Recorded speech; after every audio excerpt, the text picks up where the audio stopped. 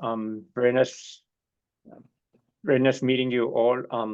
This is Masato Okuma from IDB Lab. I'm based in Washington, D.C., working with Andra, who's our specialist in the Bahamas, and also Isabella, who's leading the implementation of this project that Arrowlynk will lead. And I'm based in Washington, D.C. I'm originally from Japan.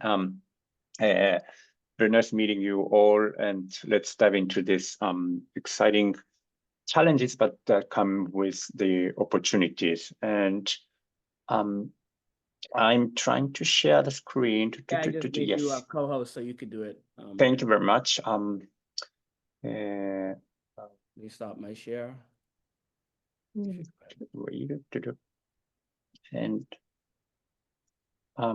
before I'm trying to share, while I'm trying to share, I imagine that you all are here with some level of interest in this great market, great opportunity. But today I want to provoke a little bit why we need to talk about this. So I think it's working.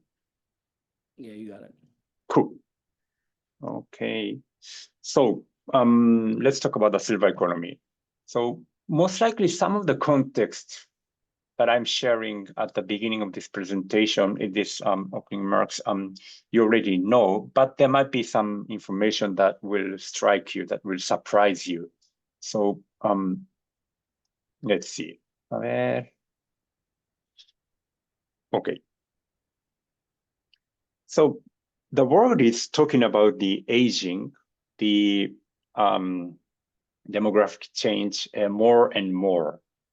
And last year, 2023, 2 years ago, we saw this article in the New York Times, and it was called 5 Rules for an Aging World. But what I liked about this article is that it started something like this.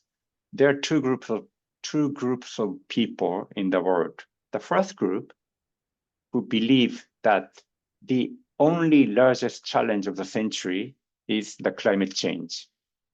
And the second group is of the people who know that there's also another challenge, which is the demographic change. And of course, we are not here to discuss which is more important, but the point here is, my message here is most likely we are not, in general, the world, the politics, the countries, we are not paying enough attention to the second challenge, which is the demographic change. Let's see more in detail. So most likely you already know that the aging is happening and moving forward, more or less 3% annually. It's growing, the age, the population over 50, and there are 2 billion of people in the world. And one of the reasons, not the only reason, but one of the main reasons of this change is the life expectancy. It was 66 years. It's the world average. And now it's like 73, and it's going to still grow even more to 77 years. So we are living more, and which in general is something we all want. Many people, we want to live longer, and human beings have been trying to live longer, and that's something we are achieving. We should be happy, but this change is coming with some challenges as well. Let's see some numbers. LAC, Latin America and the Caribbean. We use LAC because we as IDB cover 26 countries in the region, Latin America and the Caribbean region. And today, it is still one of the youngest regions. More or less, 1 in 8 people is over 60, okay, 12.8%. It's the number of 2020. So today, it's going to be a little bit more, to 14 or 15%. And it's going to be 27% in less than 30 years, 1 in 4 people. The change, to say is easy, but you can imagine, visualize that the change is huge, and Latin America and the Caribbean will have the fastest aging in the history of the world. So the change is coming very rapidly. And the Bahamas actually is more or less goes to the direction of the average, in 2050, sorry, 27% will be over 60. Maybe slightly higher, even higher, because the change is happening faster than many people have expected. And if you see the region of Latin America and the Caribbean, Chile, Barbados, Costa Rica on the left will have more than 30% of the people over 60. There are some exceptions like Belize, Guatemala, Guyana, Haiti, but almost all the countries will have more than 20% of the people over 60 in 2050. The change is happening throughout the region, and it's happening very rapidly. What do you think of when we talk about the aging? Maybe we think about these images. We get sick, we get weak, and we may lose the mobility. And it's not something we wish to be. We are waiting for. Many people, we do not want to get old. That's the reality of today. But at the same time, today, we are getting old with a better health. People can enjoy more the life. We will most likely, we can have a better older life, enjoying travels or maybe some exercises. And some people will dance much better than any one of us. Maybe not you, but more better than myself for sure. And maybe more importantly, they can learn and work if they want. They have the capacity to learn, the good health to learn, keep learning, and keep contributing to the society. So that's what we've been thinking about the aging and older generation. Let me go one step further, digging into the phenomenon. There are some overlooked topics. Japan is losing the population by 100 people every hour. Can you imagine? Every hour, Japan is 100 people smaller. And when I saw the number, I thought it was a mistake. That shouldn't be true. But if you calculate well, that's actually true.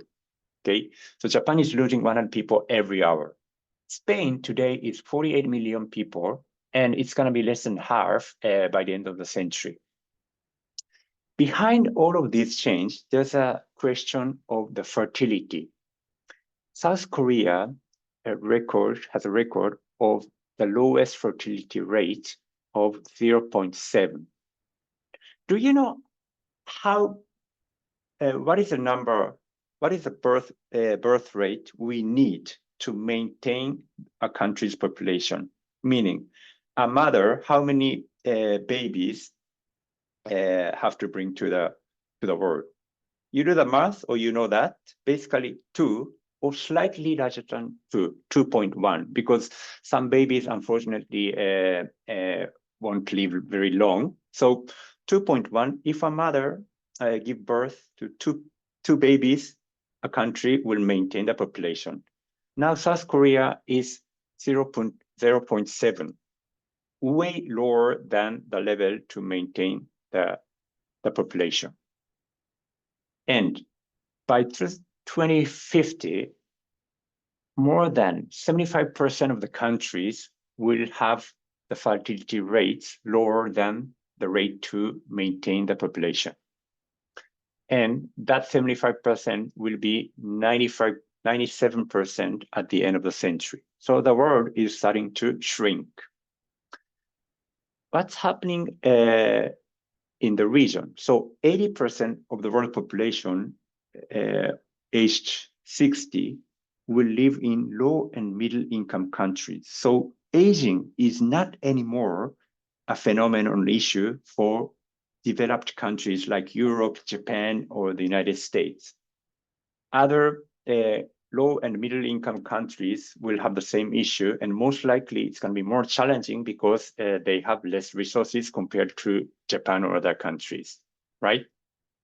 Let's see a little bit more about the region.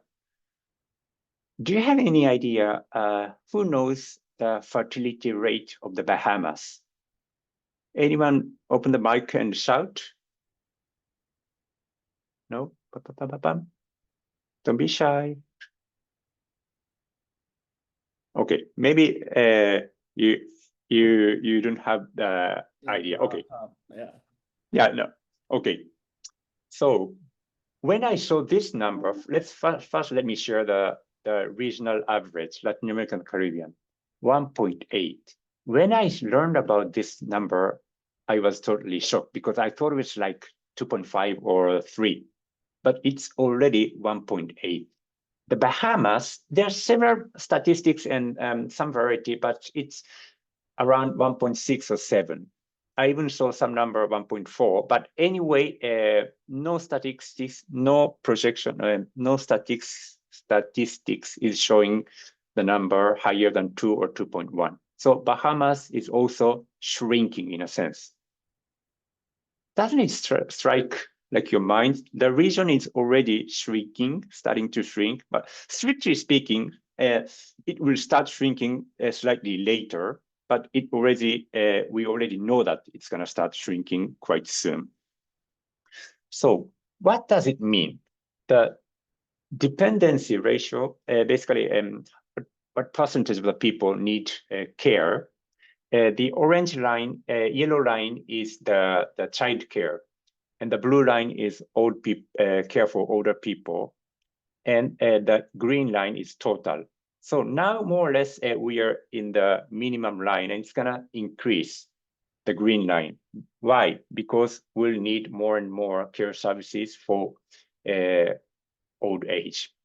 Okay, and you may say that okay, we need to have more babies, and some countries are working on having more babies. But I'll tell you one thing, which is something of the common sense. In the best case scenario, the policy works well, so they announce some kind of great incentives for having babies, and you may have a baby tonight, and the baby will be born in 10 months, and the baby will need 18 or 20 or 24 years to produce something. So during more or less 20 years, we won't see the positive impact. Worse, the impact will be negative during 20 years because we have to care those babies. So I'm not saying that we don't need to work on having babies. I definitely think we should work on that, but at least 20 more years or 25 more years, we need to do something so that the babies can come in a better world. So I'm saying all of this to give you some kind of urgency about this topic. Okay, having said all of that, what we can do and what we need to think, what kind of challenges actually we're talking about and what kind of opportunities here. Here we are talking about 4 spans. First is lifespan, how long we will live. And money span, we somehow need to finance ourselves or the people's lives financially until the end of the life. And maybe in order to maintain the finance, we need to work almost until the end of the year, end of the life, or maybe not, but extending the work span. Many countries are extending the retirement age. That's happening in Japan, in North Europe, and in some countries in the region as well. And we need to work on the health span that comes with a quality lifespan. That's what we are talking. So this is a general context, and what we've been doing as IDB. Give me 2 more minutes and I'll finish. So we are working on these 3 pillars, work span. So how we can give opportunities for older people to keep working. Some people may want to work because they can and they want, but actually many people will need to keep working because they need to finance themselves until the end of the life, which is longer than before. And together with that, we need to think about the finance, how to finance the life and also protect the older people from fraud and these things. And of course, we'll need to talk about the care.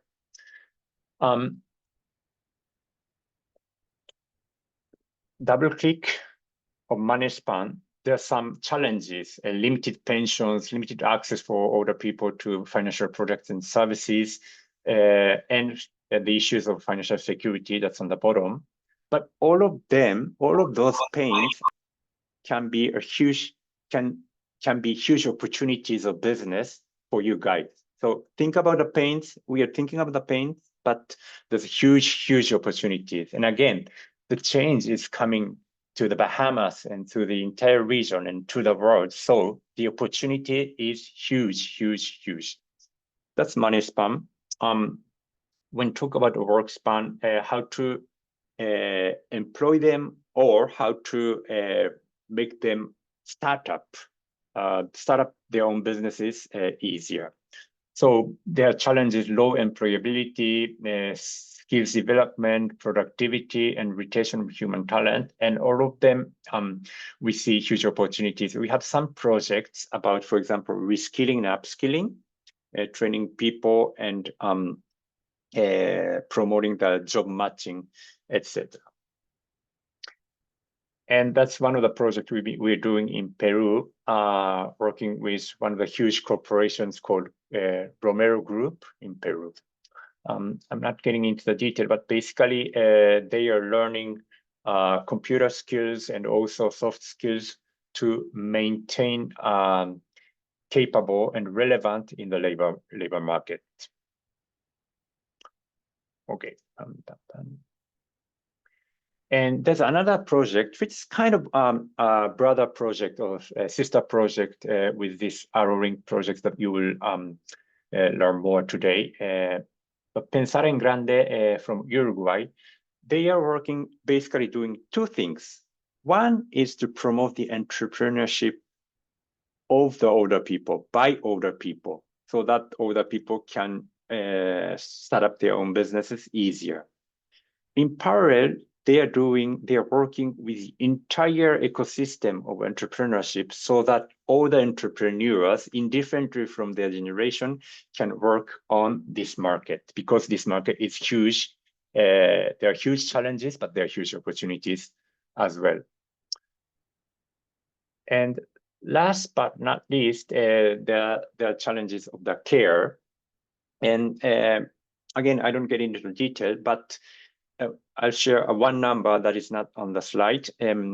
Today, in the region of Latin America and the Caribbean, there are 8 million older people who need care services today. And it's gonna be 23 million, so triple in 2050.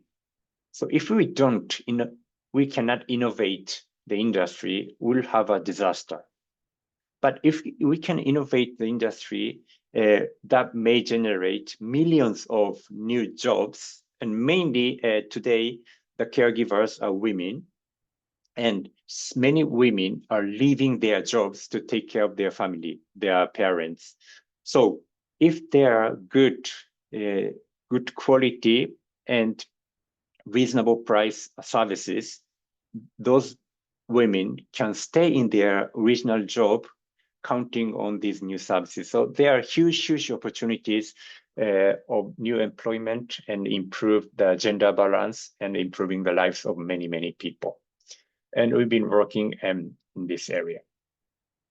So in the last couple of years, last 5 years actually, we've been working in these three areas: and work span, health span, money span. And below we have a kind of transversal area that is to work with entrepreneur ecosystem to tackle any of these issues here. And maybe there are other issues like housing or transportation, etc. And Arrowlynk Ventures project is here. We'll learn more later. So that's basically my introduction. I can share this presentation, but before closing my presentation remarks, we have some publications, as Travis mentioned in the beginning, and they are in Spanish here, but they are available in English as well. So and they are quite easy to read. So for your coffee time, that's recommendable. And the next one, I'm so sorry that this is only available in Spanish, but we even have a podcast. So if some of you are good in Spanish, it's also recommendable, some podcasts. So that's we've been doing, and we are very happy to start this work in the Bahamas. So thank you very much for these opportunities, and I'll stay there to have a good discussion. Thank you, Travis. Thank you, Masato. Appreciate it very much. So yeah, it's a huge. I always like the illustration of the iceberg. It quickly snaps me back into existential crisis, but it is a good representation of a challenge that we all feel in one way to a degree, but don't realize how big it is. So I like you.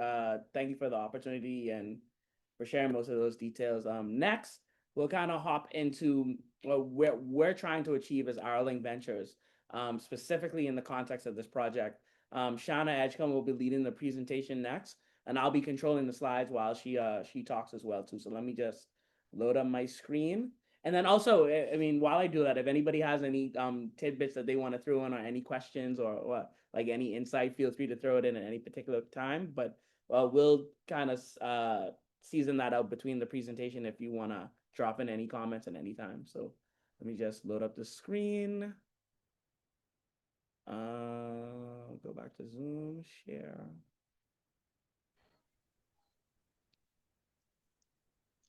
All right, I think you guys, oh no, you can't see it yet. 1 second. Okay, eating. Already. Need to move this over here first. Yeah, I can see. No problem. Can everyone hear me? Yes, ma'am. Okay, great. Sometimes my headphones drop in and out. All right, so good afternoon, everyone. Thank you again for joining us. So Masato did an amazing job of, first of all, joining us. Thank you, but also for laying the groundwork for just explaining why this project is important to the Bahamian economy and the future of the Bahamas.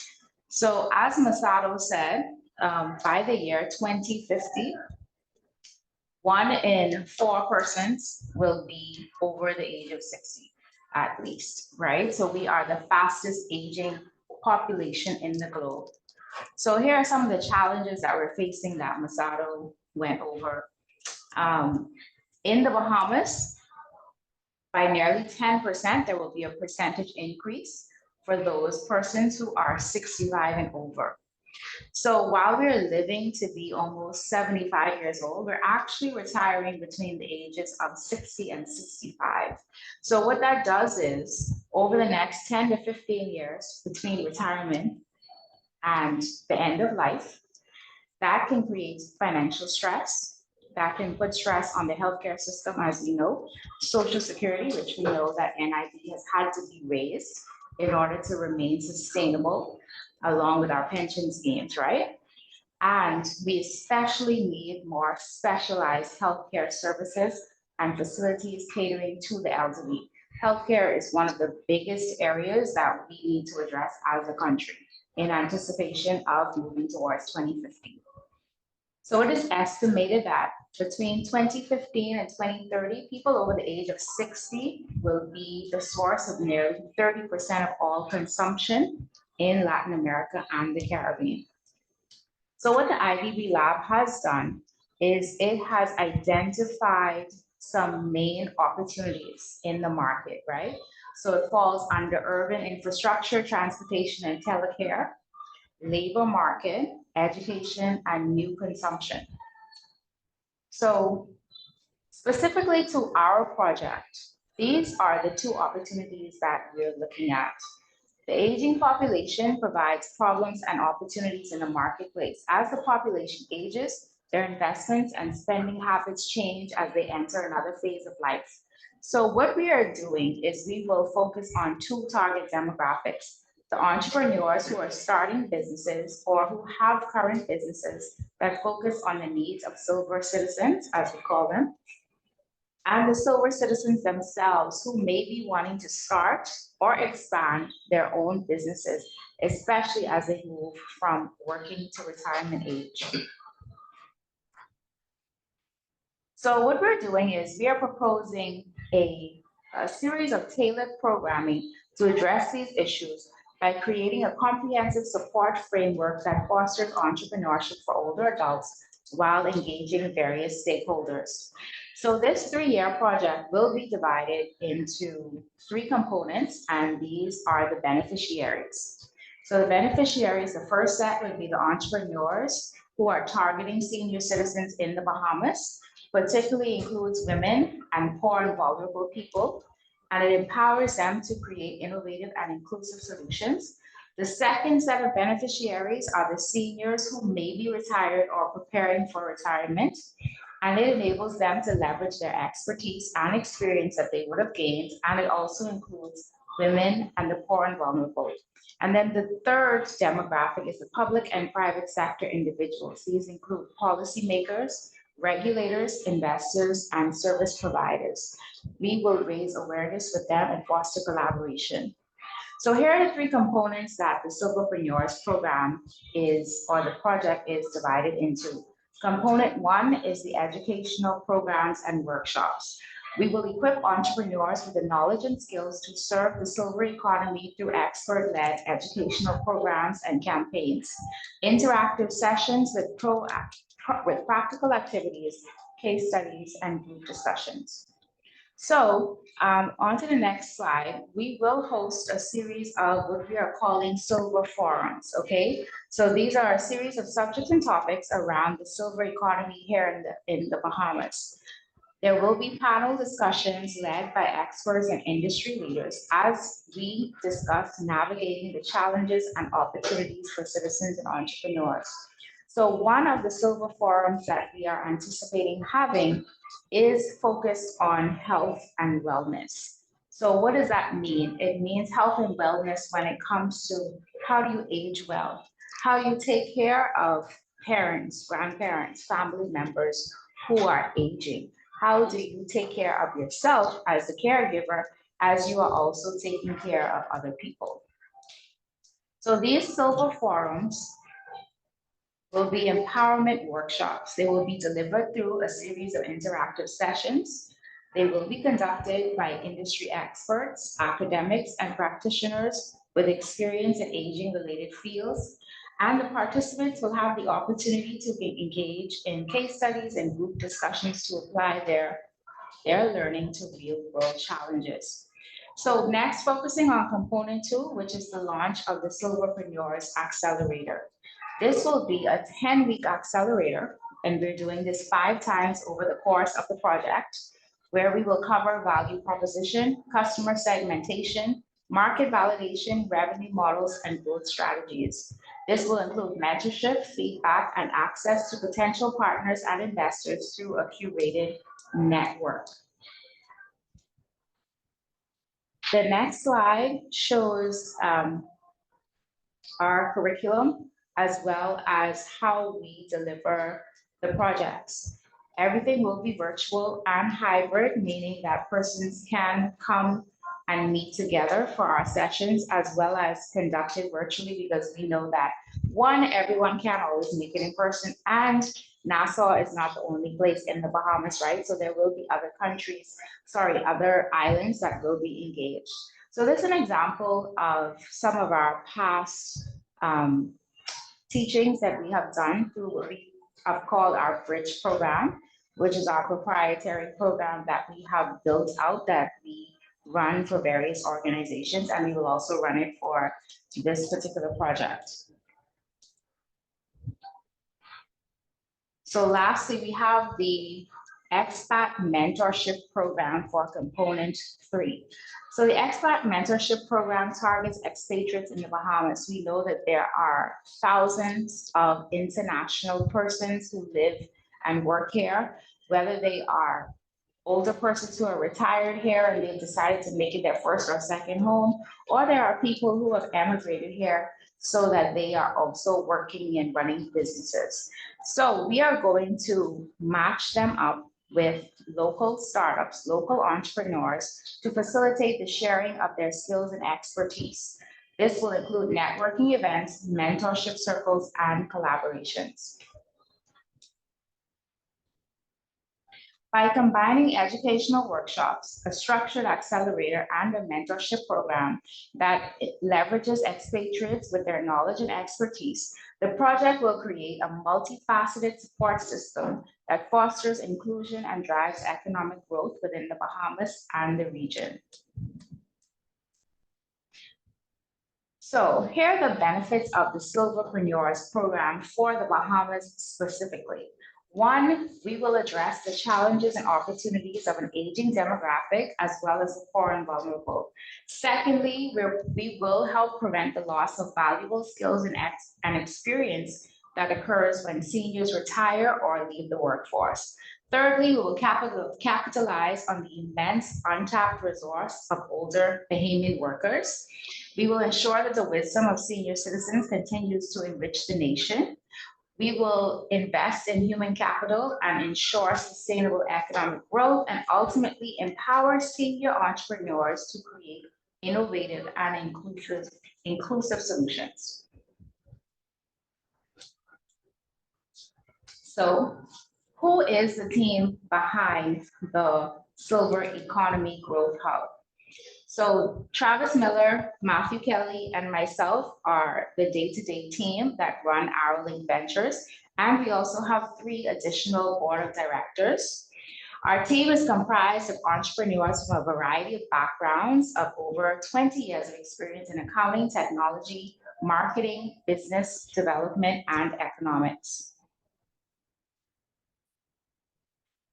We are a consultancy firm and we provide consulting, training, and management services with a strong emphasis on nurturing startups. We offer high-level strategic perspectives, and our initiatives focus on thriving ecosystems that offer networking, access to capital, mentorship, and other opportunities for current and aspiring entrepreneurs. Our core competencies include designing and delivering tailored curricula for small and medium-sized business development. Our mission ultimately is to help companies innovate and make change possible. So Arrowlynk was started about 10 years ago through Shift the Culture. Shift the Culture brought all of the founders together and they decided to work together to form Arrowlynk Ventures. Over the years, we have hosted meetups, pitch nights, we have hosted networking events, and we have created custom programming and content that includes Starter Island, Startup Weekend Nassau, the Bridge Program, and the Canoe Innovation Hub. We have had a global impact. We have worked with entrepreneurs and founders from Trinidad and Tobago, Jamaica, St. Lucia, the British Virgin Islands, Barbados, Chile, Grenada, St. Vincent and the Grenadines, and the United States. They spanned a wide range of sectors, including ICT, hospitality, cybersecurity, education, tourism and hospitality, and agribusiness. Our partners and network include Caribbean Dragons, the Access Accelerator, Bahamas Development Bank, the Canoe Innovation Hub, Techstars, Draper University, Rotary International, the Academy for Women Entrepreneurs, and the Bahamas Chamber of Commerce and Employers Confederation. And we are happy to say that our very first partner for this project is the Bahamas Chamber of Commerce. So in the grand scheme of things, we are really excited to work on this project, and we are actually just the second in the Caribbean to focus on the issue of how do we keep silver citizens or senior citizens engaged in the economy. Ultimately, it is our goal that we would like to talk with you to get your feedback, to see what you feel the needs are, because you are industry experts. And so we do hope to partner with you, and we'll talk about that a bit later on. Thank you, Travis.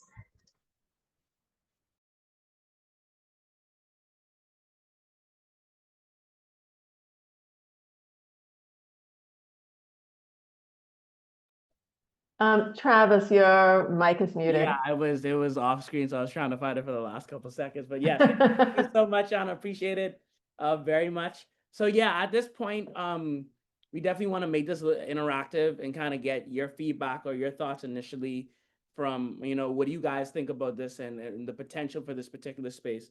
As mentioned before, you might work with this directly on a personal level, or it could be in a professional context that you have to you engage this space on a day-to-day basis. We'd definitely like to open it up for some from Q&A, but I have some prompt questions to yeah. So Katrina, you're first in line for sure. But let me just pull up some questions that I could also ask as well too. And that we have so yeah, Katrina, I guess you could start and kick us off. Hey, Shanna, thank you so much for the presentation. I'm a little familiar with the project. It was great to learn a bit more about what you're doing. I think, so I guess just a little background on me. I do a lot of community work, especially with the Family Islands. And I'm also from a Family Island, so I'm very familiar with the challenges that people experience living on these islands. And the reality is that a lot of our Asian population are actually on the outer islands because many of the young people come to Nassau to work or they leave the country. And I noticed that a lot of your training sessions for entrepreneurs, you didn't really speak about going to the islands. We spoke about people joining virtually. And I guess my concern is that most of the potential silver entrepreneurs, or I mean, many of them are already entrepreneurs. People work on the island, they work for themselves.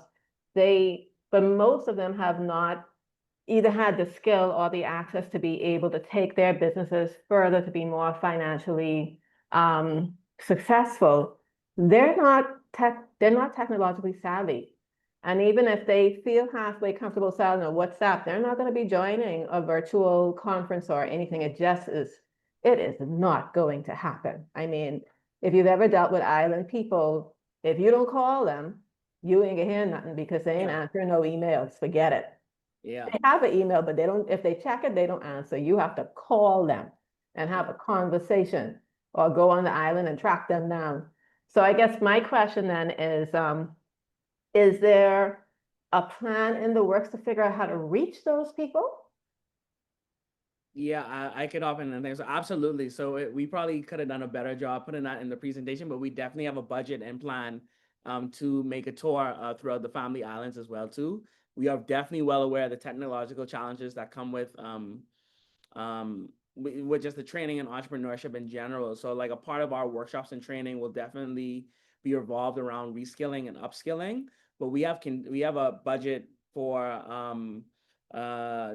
doing Family Island tours as well too. So a part of especially our relationship with the Chamber of Commerce and hopefully with other agencies and organizations that are actually on the ground in Family Islands, would definitely like to stop there and take these workshops and be there in person in order to do these activities and hopefully build that and cultivate that community there as well too. So we definitely have that in mind, and there is a plan for that. All right, thank you. Yeah. Anybody else? Yes, I could say I have a question. Yeah, go ahead, Kendrika.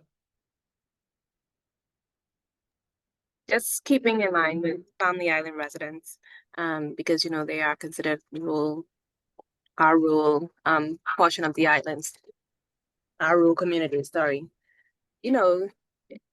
it's tooth and nail trying to fight them, just trying to get off of the island, right? And you have a lot of persons, particularly I would say women, who may not have had formal employment for most, if not any part of their life.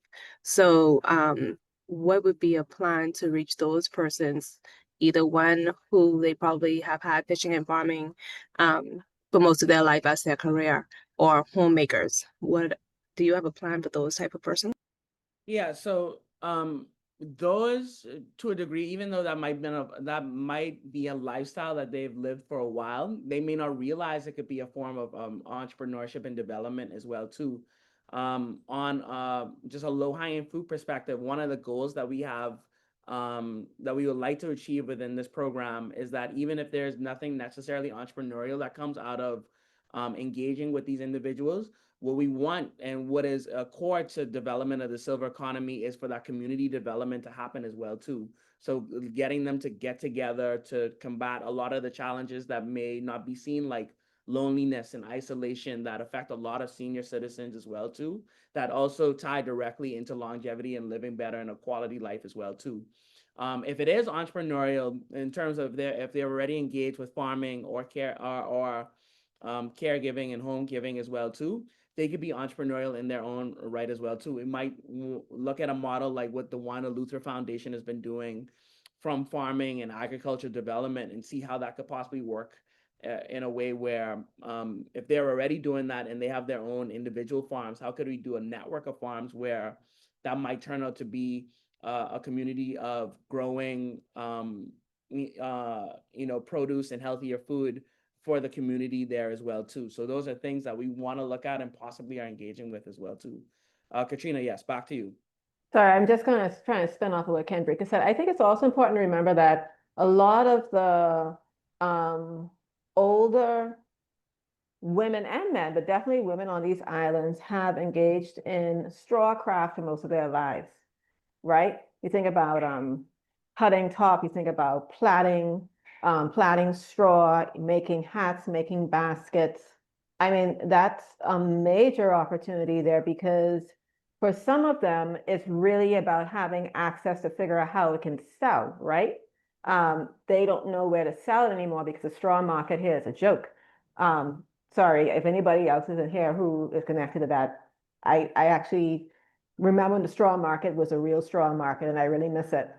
But but you know, you think no harm, no foul. Continue. Okay. Yeah. But you know, what you were saying about fishing and farming in terms of just like expanding on what they're already doing, I do think that straw craft, reviving that, and when you think about the silver entrepreneurship, that's that's something that's a part of our important part of our history. I mean, people have sent their children to college, to university on straw, right?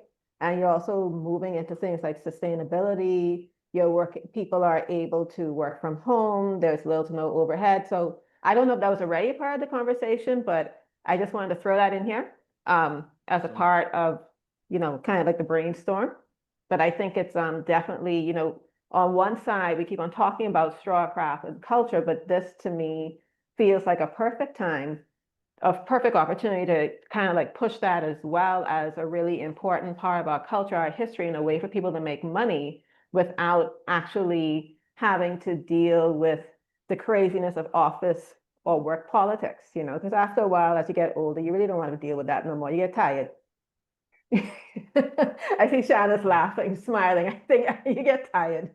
But then also, I mean, to that point as well too, before we go to Shana, is like, I think, and IDB also we're talking about research of this recently in terms of like, even though the retirement age, we talk about the retirement age being around 60, 65, but our life expectancy being longer, but it's also found out recently, like as we get to 50, naturally we just start working less and less because of that energy and time as well too. So there's also an opportunity to try to capitalize on what that looks like and how we re-engage our community before we even get to that 60 stage to see what goes from there. So yeah, thank you, Katrina. And we keep this going, and I want everybody really to think about, and hopefully if you could provide some context of how you might have come across this within your own, because I know we have people from accounting firms in here, we have individuals from insurance companies as well too. All of these things touch these individuals, and we love to get feedback in all this as we continue to develop our project as well too.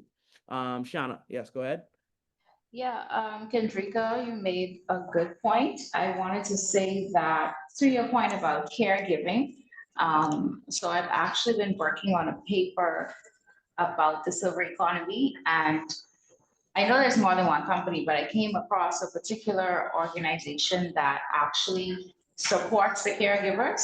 So it's almost like they train them to be better caregivers, whether that is for the people who they're already taking care of, or if they can turn it into being a paid caregiver in their community. And it also supports them as well, because being a caretaker takes a lot, mentally, emotionally, physically, financially. So that is a good point as well. Mm. And then also from a caregiving perspective as well, too, most of us, if we have aging parents, we sometimes take that role as a caregiver organically. And you know, if you don't know any better, you learn very fast that it becomes a lot, it could become complex. There's a lot of information that goes around, especially if it's more on the negative health side of things. And even just mentally preparing generational for families and for multi-generational families for that opportunity as well too. We would like to do training and development on that as well too, just because even though as a caregiver, as a child caregiver, it might not be your direct role and responsibility, you do have time and energy that goes to that as well too. And more times than not, you have to learn how to juggle that with the flexibility or lack thereof with your current role and position as well too. So yeah, good catch, Shanna. Anything else? If nobody has anything right now, what I'll do is I will switch to some slides again just to talk about some of the cool projects that we've seen come out of the region. I will share, which one is it? Yes, this, I believe. Share it. Let me know if you could see it. Masato touched on this earlier, but yeah, our sister company, our sister project with Endeavor Uruguay has worked on this project with Pensar and Gran, which is it translates to thinking big. They're actually rolling off of the end of their project. So they've been working on this for like the last 4 years. And a lot of the examples of some of the cool projects that come out of this actually comes from their global directory that they've been building over the course of their project as well.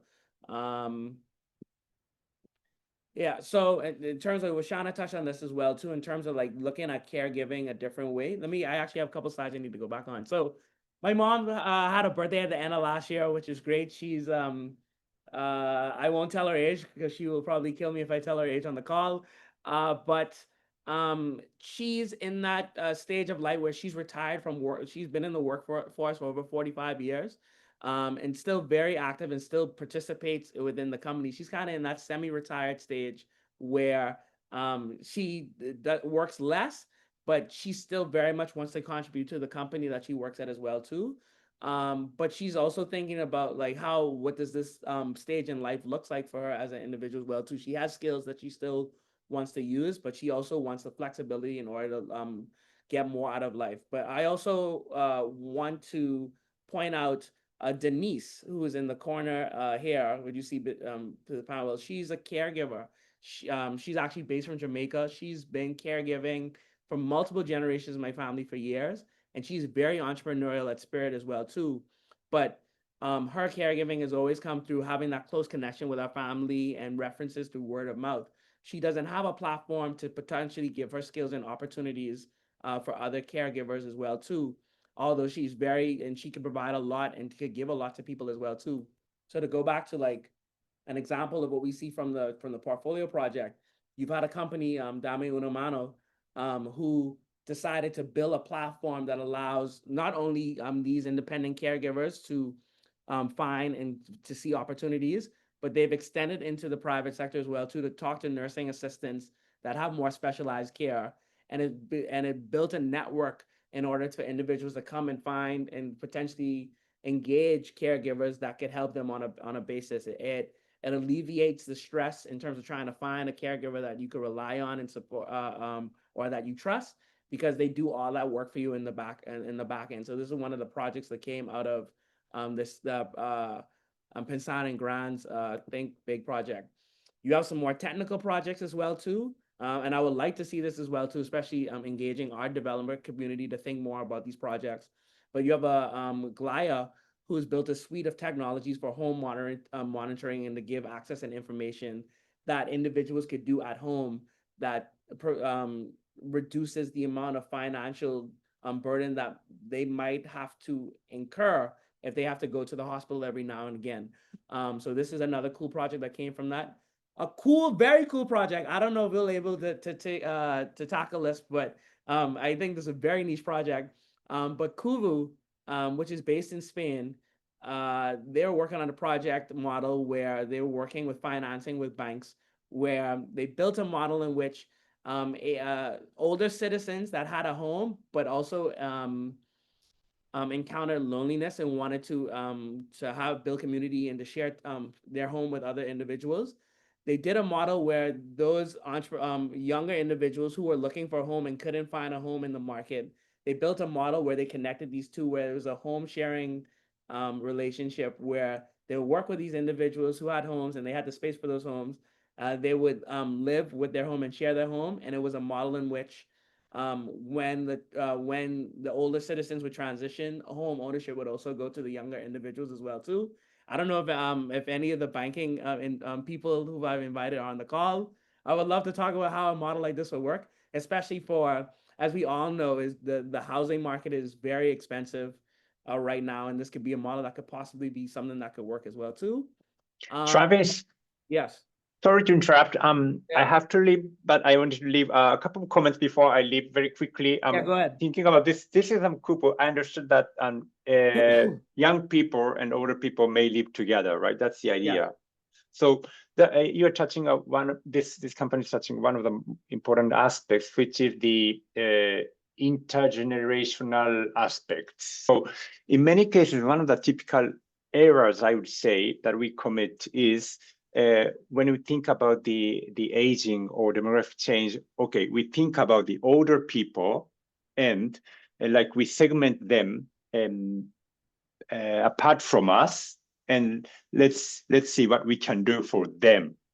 They are far from us, they are different from us, and what we can do. But actually, in the real world, both in the professional side and personal side, in many always there are intergenerational aspects. There are people from older generation, middle and younger generation, how to deal with that challenges coming from the mix of generations, and also how to make the most of the strengths that each generation has is also important. So this is just an example, but in many projects, business, it is important to think about those intergenerational aspects. So I just wanted to touch that topic, and I have to leave. So congratulations for this event, and thank you all. Thank you. Very nice meeting you all. We'll stay in touch. Thank you. Appreciate Thank it. you, Masato. And then also to touch on the intergenerational thing as well too, in relation to when we do the accelerator and plan to do these workshops, we hope for these workshops to be intergenerational as well too, where you have older citizens to also be in a participation, not only to provide feedback and help them design the product and services that might come out of it, but there's a wealth of knowledge and wisdom that are in those spaces as well too. And people who might be like my mother, who has like a background in accounting, that could definitely still help a startup that needs that capacity built for those capacities as well too. And then the final example, which I thought was cool, this is called Linnea Rosa, which is all women reliable transportation for women in El Salvador as well too. And I think this is also multi-generational, and how they were a part of the Think Big portfolio is that I think the niche that they touched on was for those older citizens that may not be able to drive or to travel anymore. This would be a ride sharing service that they would be comfortable in order engaging with as well too. And because again, with the age, there is a connection between the older drivers and accidents, and we like to reduce that. And I think that's a lot of things that we could tap onto, especially for insurance companies locally as well. Yes, and that right. With that being said, is there any other questions or other thoughts that anybody had at the point before we close up? I don't know if I see anything. Okay, yeah. So thank you for people who participated, who left. I appreciate it. Yeah, and so hopefully we'll have this recording that we'll share as well for the participants who've been a part of the call. But we definitely need help and feedback as well too.